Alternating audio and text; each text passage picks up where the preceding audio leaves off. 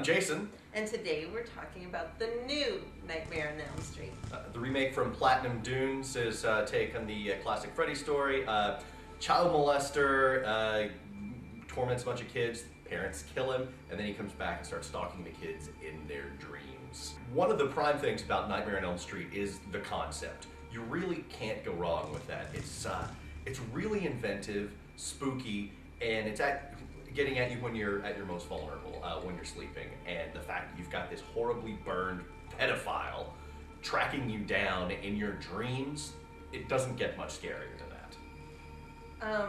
Did you remember the part when you said pedophile?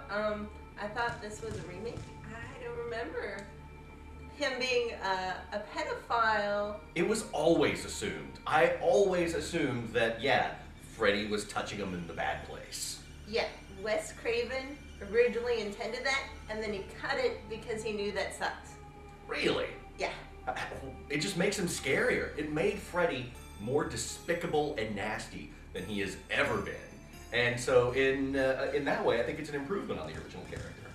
I don't know. I think the misconception of the parents, and that's why this creature is attacking them, is so much scarier than attacking someone because they deserve it. I mean, good, you won. So you would have rather Freddy had been innocent? Yes. You want to water Freddy down a little bit and make something where you can kind of sympathize with him?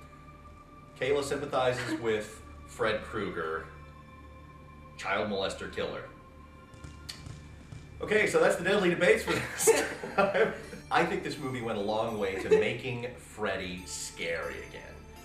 Because he was just this court jester. He was this burn victim, shecky character who was just annoying and cracked one-liners and turned people into motorcycles or something. That's ridiculous. This goes back to the roots of Freddy, where it makes him this scary as hell, ugly, hideously disfigured demon. Yeah, and did you see the effects of this burn victim? He looks like a chud. I mean, seriously. I thought it looked great, because you could see bits of flesh hanging off. I thought it was a fantastic effect. Yeah, I loved how the effects got better the longer they had to work on it. So it's like, first, he's just regular makeup, but by the end, they've had a couple times for like 30 seconds of effects where you can see inside. The inconsistency of the makeup is perfect. I thought it was very consistent. I love the chunks and the little bits of flesh hanging off, and the fact that he had the turned up nose instead of Robert Englund's hawkish nose. He looked more like a burn victim. I thought it was really convincing. But the effects were great, like the bloody tar hallway that Nancy falls into. Yeah, because what was that movie called? The Shining, where they had a bloody hallway. So that's not quite from anyone else. Have you seen The Shining? Huh? Have you seen The Shining? Yeah. Just making sure. Yeah, there was lots of spooky stuff where they're having the micro naps and fading in and out of the dream world. Micro naps. Micro naps. Are you knocking the tight science of Nightmare on Elm Street 2010? Because that is science.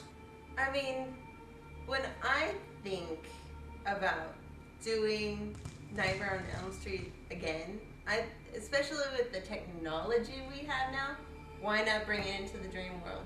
Why do such a cheap remake? Why not go further into that dream world, which could have been a lot scarier? No, I disagree. I think it's much scarier if you are rooting it more into reality and not getting into the whole crazy Alice in Wonderland stuff that they did in like Nightmare on Elm Street 4 and 5 and 6 with people turning into cockroaches and getting pulled into the movie screen and stuff like that. Yeah, that's fun and all, but it's not scary. If you're rooting something and rooting it in something that people can relate to, it's going to be much more frightening. Because he can relate to being molested. Okay, playing that card again. I'm sorry I brought that up. The characters, I thought that they were believable, especially towards the end. You got Clancy Brown. How can you go wrong with Clancy Brown? You can't. And yeah, I thought that Nancy was well cast, and her doofus boyfriend acquitted himself somewhat well. Yeah, those characters. I mean, with the principal's son, didn't anyone tell him, like, emo's over? Like, I don't think high school kids are like that anymore.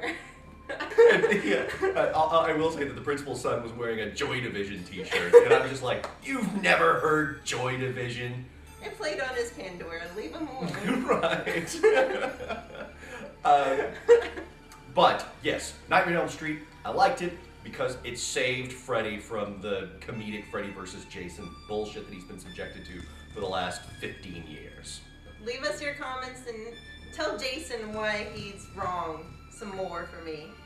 I'm not wrong. We love your comments and send us an email and check us out on the Deadly Debates. We'll see you next time.